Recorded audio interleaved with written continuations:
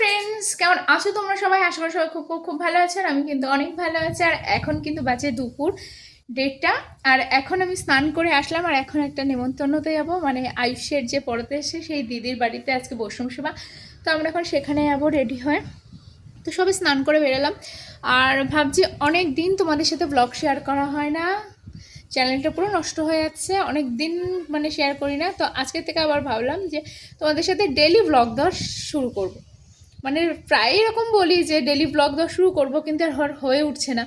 কিন্তু এখন থেকেই, আজকে থেকে ঠিক করলাম যে না, এবার থেকে ডেলি ব্লগ দেবো। তো চলো রেডি হয়ে নি। এখন কিন্তু আমি আর আয়ুষ এই যে রেডি হয়ে যাচ্ছি। এদিকে তাকা, তাকা এদিকে, রোদে তাকাতে পারছি না। তো আমরা দুজন রেডি হয়ে যাচ্ছি, আর বাকি ওরা একটু পরে আসবে। আমি একটু বাজারে যাবো, ওই জন্য তাড়াতাড়ি চলে আসলাম।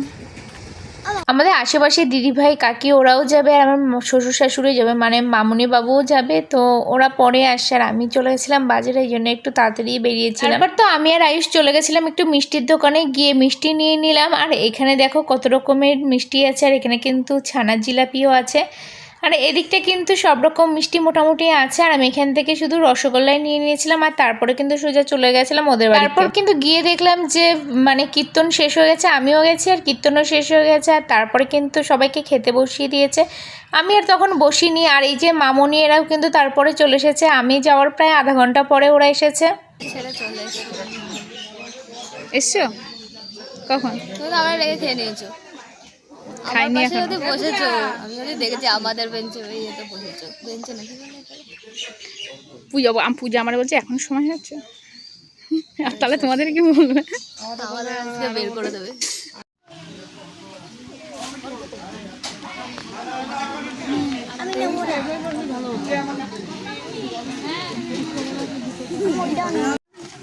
সবাই খাবে।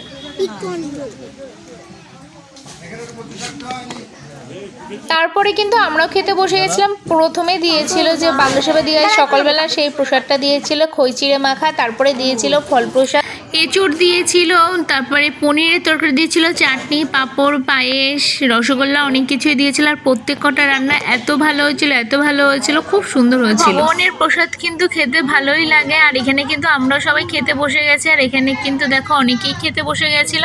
আর যে আমটা দিয়েছিল, আমটা তো ভীষণ টক ছিল, কারণ এখনকার আম না, এখনকার আম ভীষণই টক থাকে, জানো না? এগুলো তো গাছ থেকে পেরে নিয়ে গিয়ে তারপরে কার্বাইড দিয়ে পাকিয়ে, যেহেতু পাকিয়ে বিক্রি করছে, এই জন্য কিন্তু ভীষণই টক ছিল। এখনো তো লোকাল আম পাকা শুরু করেনি। আমরা খেতে খেতে একটু গল্প করে নিচ্ছিলাম। আর এখানে দেখো ওদের বাড়িতে দেখেছো, ওটা কিন্তু একটা কালী মন্দির, মায়ের মন্দির আছে বাড়িতে। তো ওখানে মায়ের মূর্তিও আছে, দেখলে কি দারুণ লাগছিল মায়ের মূর্তিটা। তো বাইকে উঠে চলে গেল, আর মামুনিরা এখনও ওখানে আছে। আর ও একা একা বাড়িতে যাবে না, যেহেতু আমাকেও চলে যেতে হচ্ছে। আমি এখন এই যে রাস্তা দিয়ে এখন হেঁটে হেঁটে একা একা যাচ্ছি। পুরো ফাঁকা রাস্তা, কেউ নেই, দেখো রাস্তার এদিক ওদিক কেউ নেই। আমি একা একা এখন যাচ্ছি এই ফাঁকা রাস্তা দিয়ে। তো চলো যাওয়া যাক, কী আর করা যাবে। তো খাওয়া দাওয়া কমপ্লিট হয়ে গেছে, এখন বাড়ি যাচ্ছি। হ্যালো ফ্রেন্ডস, গুড ইভিনিং সবাইকে। আর এখন যাচ্ছি মারদি ওই বাড়িতে। আর গিয়ে একটু ভাবছি আম মাখা খাবো, এই জন্য কিন্তু বাড়ির গাছের গন্ধরাজ লেবু পাতাও নিয়ে নিয়েছি। আর আয়ুষের জন্যই যাওয়া, দেখো হাতে ব্যাট নিয়ে নিয়েছে। আর যেহেতু ধান কেটে দিয়েছে, মাঠের পড়ে গেছে যেহেতু ধান কেটে দিয়েছি, সেহেতু মাঠ দিয়ে যাওয়ার সুবিধাও হয়ে গেছে। তো এখন কিন্তু মাঠ দিয়ে যাচ্ছি, রাস্তা দিয়ে যাচ্ছি না। হ্যাঁ খেলো। তো আয়ুষ কিন্তু রোজ বিকালে ওখানটা আবার খেলতে যায়, এই জন্য আরও যাওয়া। আর গন্ধরাজ লেবু পাতা নিয়ে নিয়েছি, তার সাথে একটু লেবু বলছি, আম মাখা খাওয়ার ইচ্ছা আছে, জানি না কি এখন হবে। সবাই যদি থাকে তাহলে আম মাখা খাবো। তো চলো। আর মাঠটা যে এত সুন্দর লাগছে এখন। কোথায় খেলবা? কোথায় খেলবা? কি হলো, কোথায় খেলবি?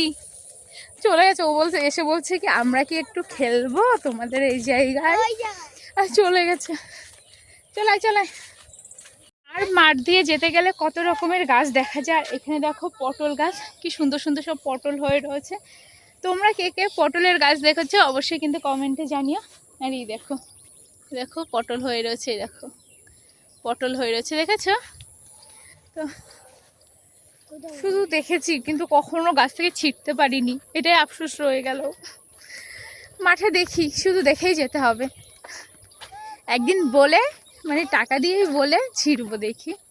ভালোই লাগে গাছ থেকে ছিঁড়তে। বলো কি হলো, খেলবে? একটু আগে কান্নাকাটি করছিল, মানে খেলার টাইম পেরিয়ে যাচ্ছে, সন্ধ্যা হতে যাচ্ছে, ঘুম থেকে উঠতে লেট হয়ে গেছে। দিদির বাড়িতে গেছিলো বৈষ্ণব সাহেব, ওখান থেকে খেয়েছে, লেট করে ঘুমিয়েছে, এই জন্য উঠতে লেট হয়ে গেছে একটু, তার জন্য কান্নাকাটি শুরু করে দিয়েছে। এখান দিয়ে আসছি বাবা, দেখে আসিস, ঠিক আছে? দেখে আসবে কিন্তু, কারণ এখানটা জঙ্গল টাইপের আছে তো। আর এটা দেখো পুরো কচুরমুখী ক্ষেত, কচুরমুখী যাকে বলে গাটি কচু, আমরা কচুরমুখী বলি, গাটি কচু বলে। এখানে গোবর আছে দেখে। তো তোমরা কি বলো অবশ্যই কিন্তু কমেন্টে জানিও। কচু, চলো। হাত পা চুলকাচ্ছে কেন? চলো যাওয়া যাক।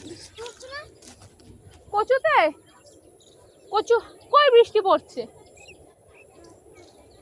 না না, ওটা ওই যে চাতালের মেশিন চালিয়েছে।